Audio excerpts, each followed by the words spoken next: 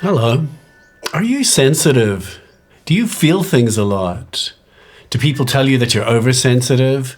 Or maybe do you just notice that you tend to take things in? You can feel what other people are feeling sometimes, or just that you take on criticism really easily, or bad vibes. You feel it a lot in your body. Sensitivity is a beautiful thing. I'm soft and squishy too. I think it's amazing to be open and connected and to feel things, but it can also be overwhelming and it can be a lot. I'm a human being that's got soft and squishy parts. I feel things a lot. And today I'm really looking forward to exploring this topic of being sensitive.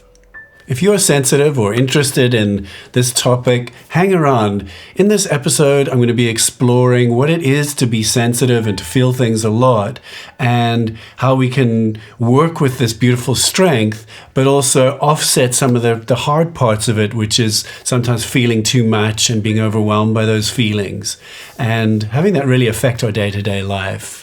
Before we go any further, it would really help me, and I'd be much obliged if you'd hit the like button of this video and subscribe to my YouTube channel. These really help me with the algorithm. I haven't quite won at the algorithm yet, and you can be part of helping me do so. Right, let's jump right in. So, sensitivity. This goes by many names. Some people will call themselves an empath, or just that they have a lot of empathy. Other people go by the term a highly sensitive person. This is a legit term that people research, and you could easily be a highly sensitive person. You could just have been told from when you were small, you're too sensitive. And that's a whole topic of its own, where parents potentially gaslight us for our feelings. Whatever it is, you're a sensitive person, let's just say, if you feel things a lot, if you have high empathy. So in other words, you can often feel what other people are feeling. When you walk into a room, you'll often feel the vibes that are there. You'll be perceptive, like you'll notice things. You'll be able to feel and track other people's emotions, but you'll also equally potentially be quite adept at reading other people's body language. Do they mean what they say? Are they friendly? Are they actually safe in that moment? Many of us learned these habits of being this perceptive as children around parents, where we needed to learn how to gauge where they were at and how to then adapt and be agreeable to a particular parent. It may be accompanied by things like feeling a lot, but also deep thinking. In other words, quite a lot of sitting with what you've experienced and ruminating over it. So you could be a deep thinker.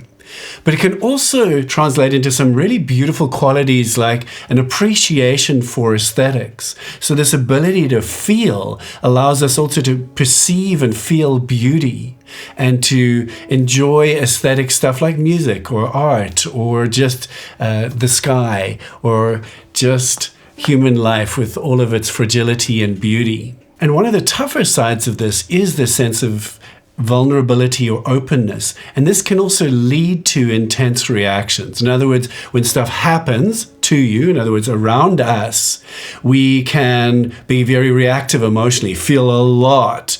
And what may seem like a small thing to somebody else will be a lot for us. And this can lead to big reactions. And big reactions can be like, don't do that, or a flood of tears, or it can just be kind of withdrawal, kind of a shutting down, let's just say.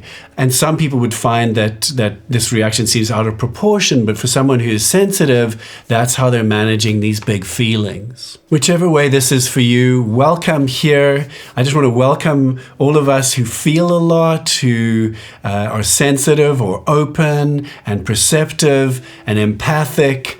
These are really beautiful qualities. And however this lands for you, I just want to welcome us all. We're all just stumbling through this human life, doing our best. Let's take a breath together, communally, right now.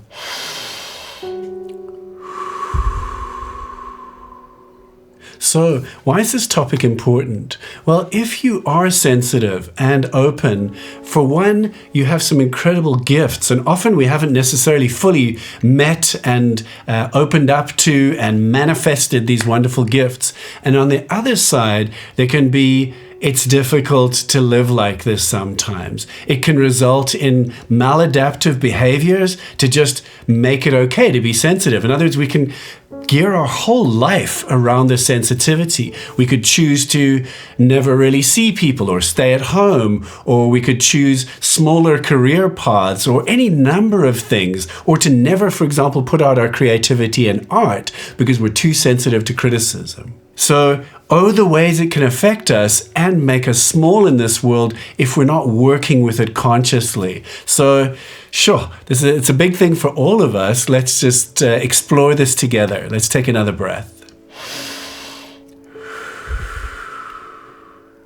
I'd like to explore some strengths of sensitive people. These include intuition, creativity, compassion, empathy, the ability to be with other people and feel their feelings and let them feel seen, conflict resolution, leadership, and really deep problem-solving skills, being able to see into the problem at a really deep level and to see many people's opinions and feelings about it simultaneously.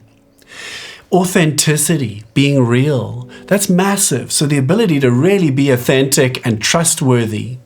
Adaptability is another one, the ability to keep growing and moving and changing. And so personal growth and the ability to keep growing and thriving and becoming healthier and wiser and so on are all parts of sensitivity, positive aspects of sensitivity. But, of course, then there's some downsides, or let's just call them challenges. For one, emotional regulation can be an issue. Because one feels so much, it can be a lot, and we might not really know how to handle these big feelings. And so we might be compulsive blurters or compulsive freezers or runner-awayers. So that would be high reactiveness. There could also be an avoidance of life in this patterning, where we build a whole life around feeling safe because we're sensitive. So we do less, we explore less, we have less courage potentially to be out in the world.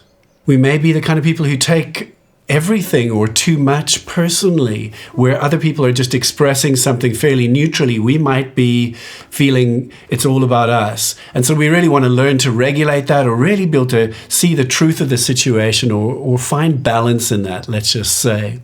And if that's also accompanied by a lack of emotional regulation and high reactivity, that can make us more difficult to be around.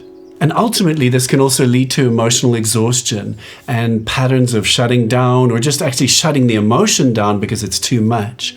So finding balance in this would be the key. And ultimately, another huge component of this is how are our boundaries? Because generally, highly sensitive people will probably want to look at their boundaries and their sense of porousness in relation to the world. Am I taking on all the things from all around me, and why? What happens if I don't let it do that? And I actually have something firm going on here that says, actually, that funny feeling that's over there is not welcome in here. So now that we've explored some of the challenges and the strengths of sensitive people like you and me, let's explore some of the opportunities, the methods we can use to find a way to be balanced while being sensitive, to enjoy the gifts while not being taken downtown by some of the challenges. And so I want to introduce you to a very sweet paradox. So a paradox being seemingly contradictory things that we need to do in this particular case. One of the things that's recommended when we've got these big feelings is don't run away from the feelings.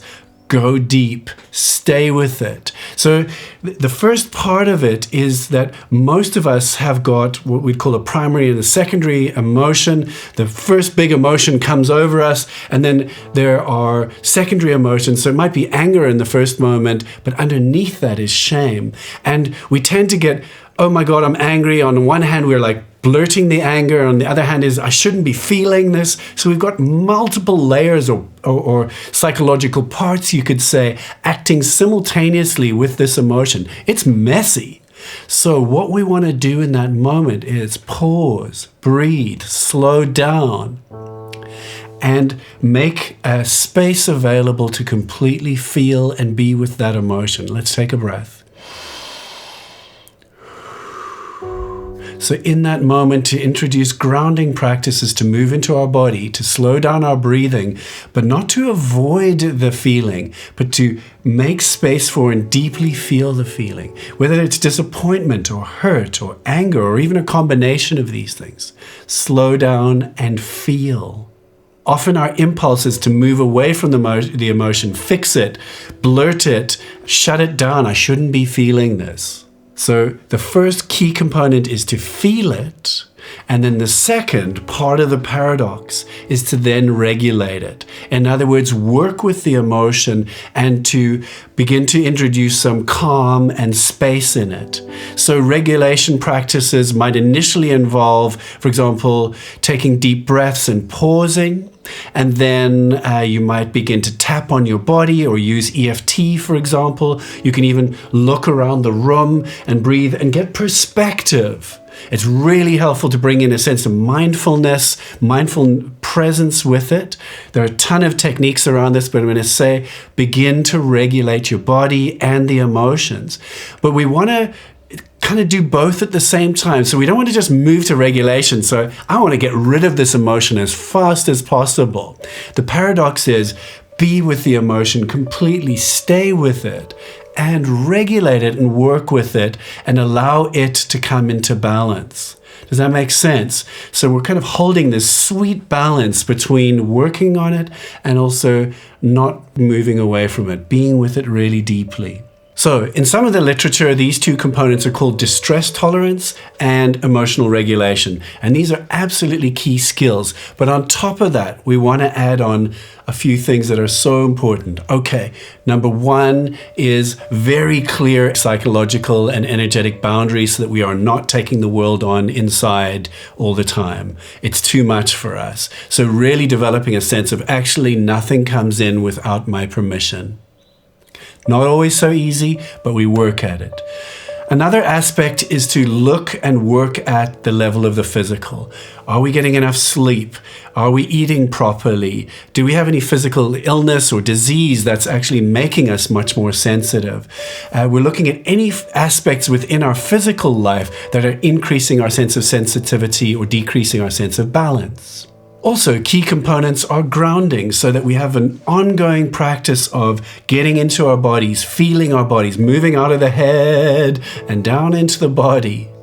Another aspect is mindfulness. And really, this is just modern life best practice, is to have a daily mindfulness practice so that we are able to move out of here into a sense of deep perspective and spaciousness, so that when we are feeling sensitive, there's also a part of us that is deeply aware, that is calm, that can see the big picture and allow that emotion to be there. But allow a sense of space around it. Let's take another deep breath.